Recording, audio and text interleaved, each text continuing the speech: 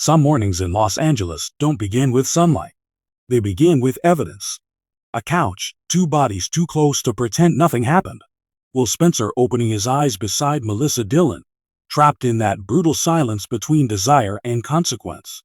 And across town, Hope Logan Spencer is standing over a new collection trying to build a future with her own hands when Steffy Forrester Finnegan storms in like the past has come to collect a debt. The question isn't who crossed the line.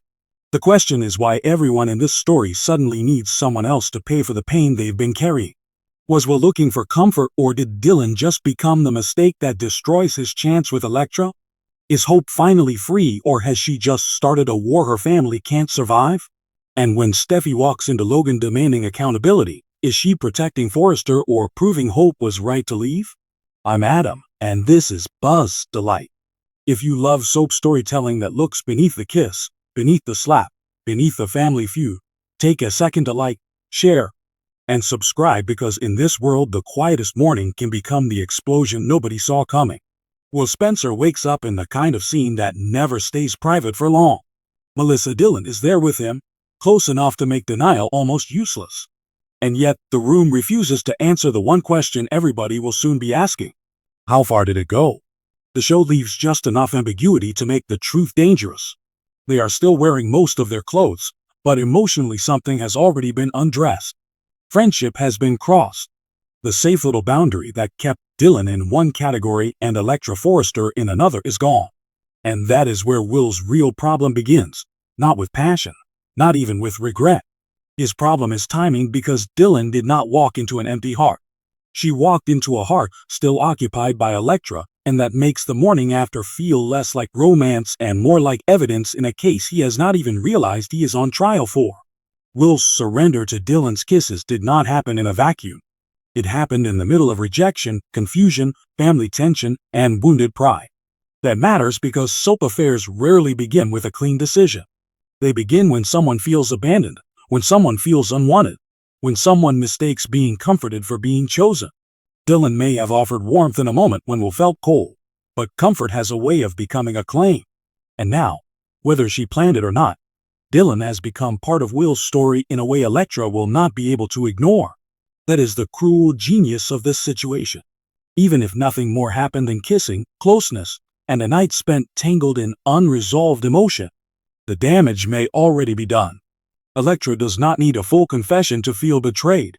She only needs the image. Dylan following Will home, Dylan waking up near him, Dylan occupying a space Electra thought still belonged to her.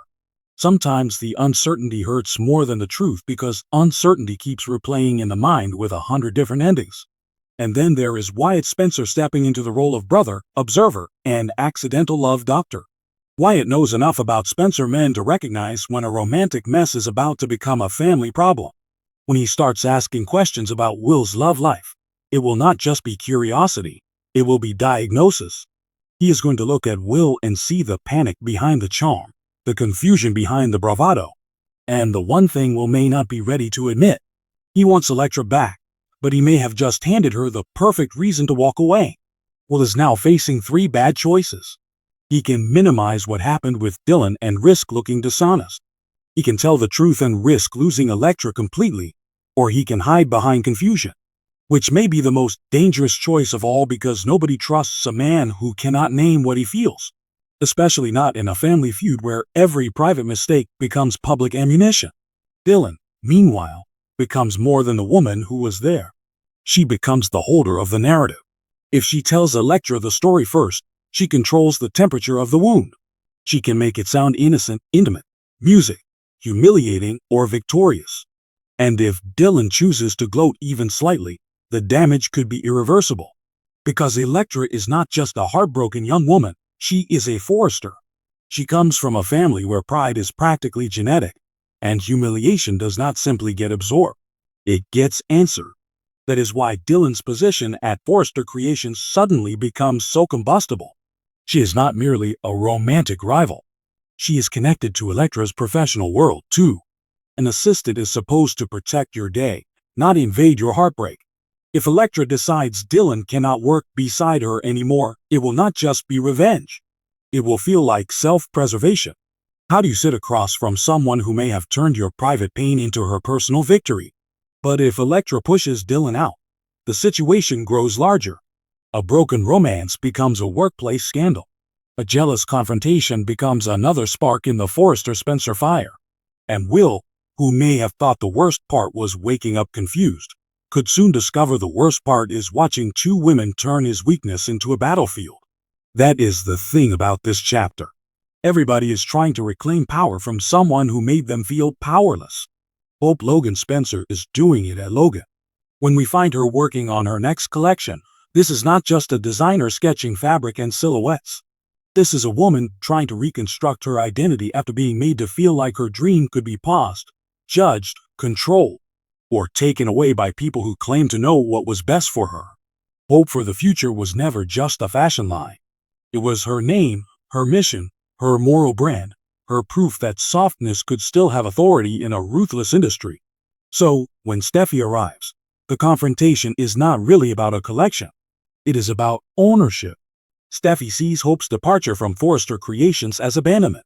In Steffy's eyes, Hope walked away when her line was only on hold, and by doing music, so she helped ignite a family war that was already dangerously close to spreading. Steffy comes in ready to prosecute, not negotiate.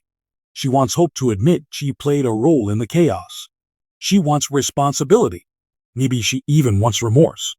But Hope hears something entirely different. Hope hears the same control she believes drove her out in the first place. To Steffy, the line was paused. To Hope, it was suffocating. To Steffy, Hope was impatient. To Hope, patience had become another word for waiting to be powerless again. That is why this fight turns ugly.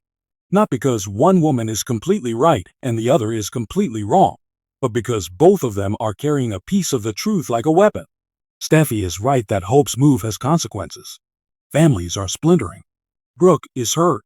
The battle between the Logans, Forresters, and Spencers is no longer simmering politely beneath designer gowns and boardroom smiles.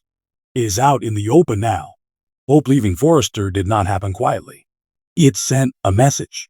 But Hope is also right that her life at Forrester did not feel stable. How can a person build a future when someone else always has a hand near the switch? How can Hope trust a company that makes her feel like her dream exists only as long as Steffy allows it to exist?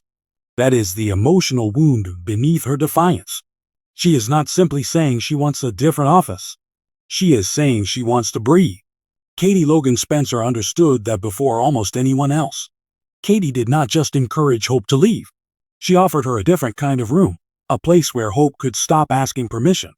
At Logan, Hope and Deke Sharp are not treated like problems to manage. They are treated like creative forces with something to build.